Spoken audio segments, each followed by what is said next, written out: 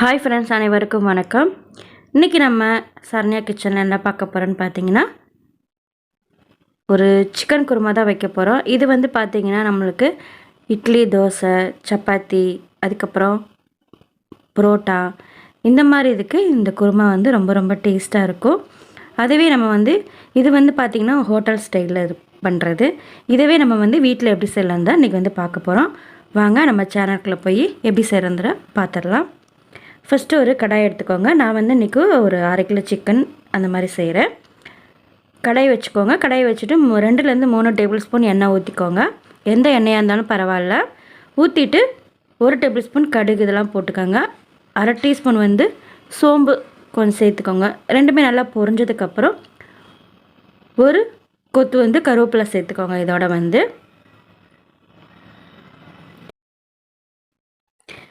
இதெல்லாம் நல்லா பொரிஞ்சதுக்கப்புறம் நான் வந்து 2 வந்து பெரிய வெங்காயம் கட் பண்ணி வச்சுருக்கேன். நல்லா பொடிசாக கட் பண்ணி வச்சுருக்கேன். அதை வந்து இதோட சேர்த்துக்கலாம். உங்களுக்கு சின்ன வெங்காயம் சேர்க்க விருப்பம் இருந்துச்சுன்னா நீங்கள் சின்ன வெங்காயம் கூட ஒரு 20லேருந்து 30 சின்ன வெங்காயம் நல்லா பொடிசாக கட் பண்ணி சேர்த்துக்கோங்க. சேர்த்துட்டு இப்போ இதை வந்து கொஞ்சம் வெங்காயம் வந்து நல்லா வந்து நம்மளுக்கு வதங்கட்டும்.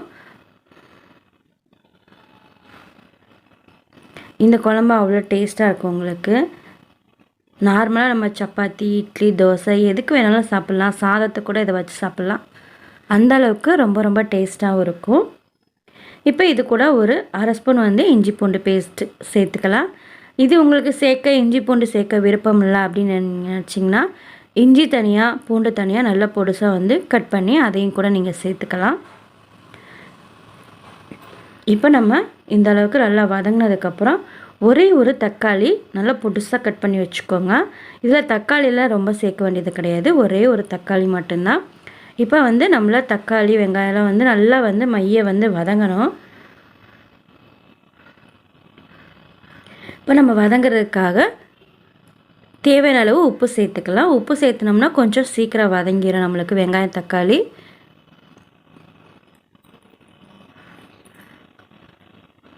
இப்போ பாருங்கள் நல்லா வந்து இந்த தண்ணியோட ஆரம்பிச்சிருச்சு.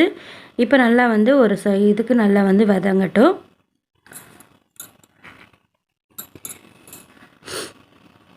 இப்போ இந்த ஸ்டேஜில் நம்ம வந்து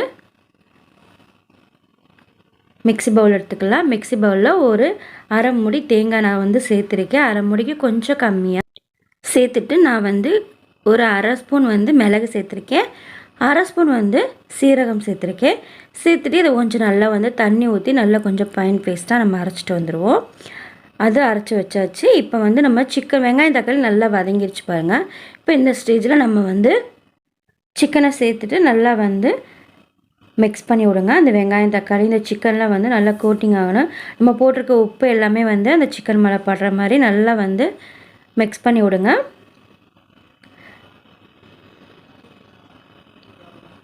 நல்லா மிக்ஸ் பண்ணி விட்டிங்கன்னா அப்போ தான் வந்து சிக்கனில் ஆல்ரெடி தண்ணி கொஞ்சம் விடும் நம்மளுக்கு.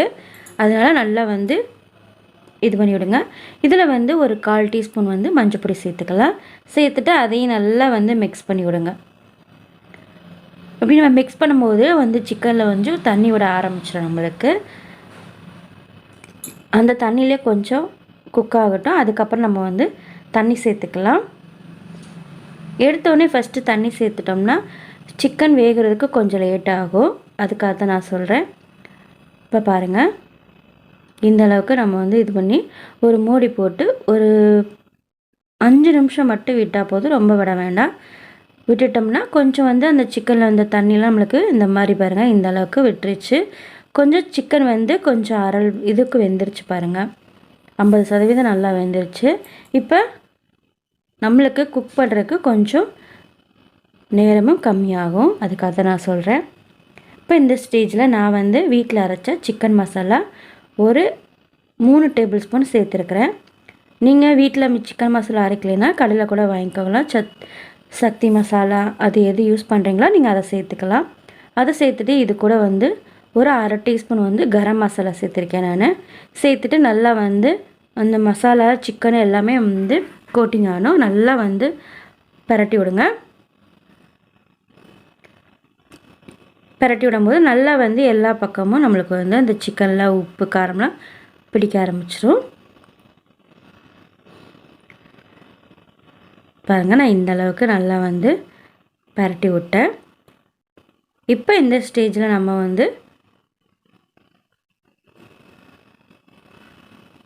தண்ணி சேர்த்துக்கலாம்.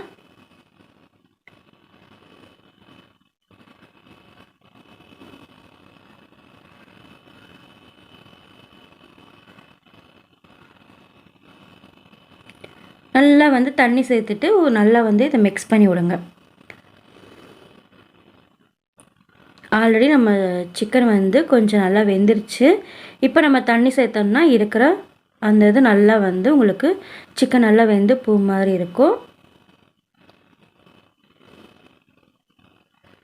எந்த அளவுக்கு தண்ணி வேணுமோ அந்த அளவுக்கு ஊற்றிட்டு நல்லா கொஞ்சம் வேக விடுங்க சிக்கனை.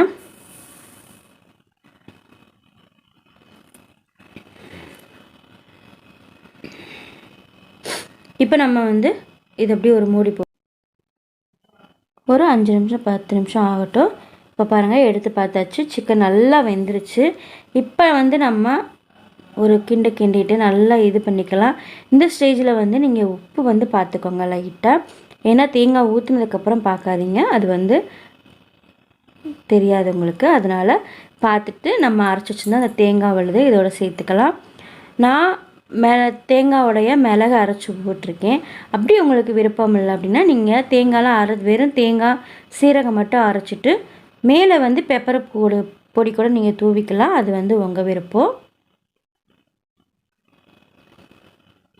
அந்த ஃப்ளேவரும் நல்லாயிருக்கும். இப்படி அரைச்சி ஊற்றுறது அதுவும் நல்லாயிருக்கும். இப்போ வந்து நல்லா வந்து எல்லாத்தையும் நல்லா வந்து மிக்ஸ் பண்ணி விட்டுக்கோங்க. மிக்ஸ் பண்ணி விட்டுட்டு அடுப்பை வந்து ரொம்ப ஹெவியாக வச்சிடாதீங்க. கொஞ்சம் மீடியமாகவும் வைக்காமல் கொஞ்சம் ஹெவியாக வச்சு நல்லா வந்து இதை வந்து ஒரு மூடி போட்டு ஒரு 10 நிமிஷம் நல்லா வெயிட் பண்ணுங்கள். வெயிட் பண்ணிங்கன்னா அருமையான சிக்கன் குழம்பு சூப்பராக ரெடி ஆகிடுச்சு பாருங்கள். நான் வந்து கொஞ்சம் தண்ணியாக தான் வச்சுருக்கேன். ஏன்னா நம்மளுக்கு அப்போ தான் நல்லாயிருக்கும். நம்ம தோசை இட்லி இதுக்கெலாம் சாப்பிடும்போது கொஞ்சம் தண்ணியாக இருந்தால் தான் குழம்பு வந்து நல்லாயிருக்கும். இந்த அளவுக்கு நான் வச்சுருக்கிறேன். இப்போ எனக்கு சிக்கன் குருமா சூப்பராக ரெடி ஆயிடுச்சு. நம்ம எந்த கலருமே சேர்க்க கிடையாது. ஆனால் குழம்பு வந்து எவ்வளோ கலர்ஃபுல்லாக இருக்குன்னு பாருங்கள். இது வந்து அவ்வளோ டேஸ்ட்டாக இருக்கும். நீங்களும் இதே மாதிரி ட்ரை பண்ணி பாருங்கள். ட்ரை பண்ணி பார்த்துட்டு எப்படி இருக்குன்னு உங்கள் கமெண்ட்டை சொல்லுங்கள். அதே மாதிரி நம்ம சேனலை சப்ஸ்கிரைப் பண்ணி வச்சுக்கோங்க. கூடவே பெல் ஐக்கனை கிளிக் பண்ணி ஆல்னு கொடுத்துருங்க. அப்போ தான் நான் போகிற வீடியோஸில் உங்களுக்கு அடுத்தடுத்து நோட்டிஃபிகேஷனாக வரும். அதே மாதிரி இது ரொம்ப ரொம்ப சிம்பிளான ஒரு சிக்கன் குருமா தான் வச்சுருக்குறோம். அதனால் ரொம்ப டேஸ்ட்டாக இருக்கும். இதே மாதிரி நீங்கள் வீட்டில் செஞ்சு பார்த்துட்டிங்கன்னா அடிக்கடி இதே தான் நீங்கள் வைக்க ஆரம்பிப்பீங்க. ஏன்னா அந்தளவுக்கு ரொம்ப ஈஸியான ஒரு மெத்தடும் கூட, ரொம்ப சிம்பிளான ஒரு குழம்பு கூட.